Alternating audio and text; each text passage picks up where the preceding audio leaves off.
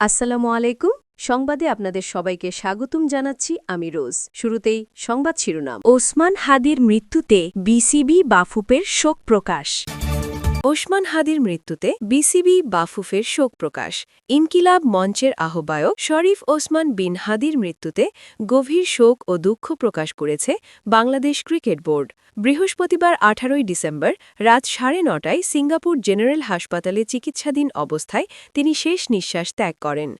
গত ১২ ডিসেম্বর দুপুরে আততায়ীর গুলিতে গুরুতর আহত হয়ে তিনি হাসপাতালে ভর্তি হন। সেখান থেকে তাকে সিঙ্গাপুরে নিয়ে যাওয়া হয়।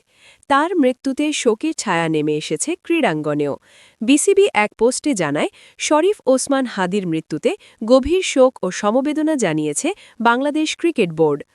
কাছাকাছি সময়ে শোকবার্তা জানিয়েছে বাংলাদেশ ফুটবল ফেডারেশনও। রাত ১২টায় করা সেই পোস্টে জানানো হয়, আমরা শোকাহত। সিঙ্গাপুরের একটি হাসপাতালে চিকিৎসাধীন অবস্থায় শেষ নিঃশ্বাস ত্যাগ করেছেন ইনকিলাব মঞ্চের মুখপাত্র শরীফ ওসমান হাদি। ইন্না নিল্লাহি ওয়া ইন্না ইলাইহি রাজিউন।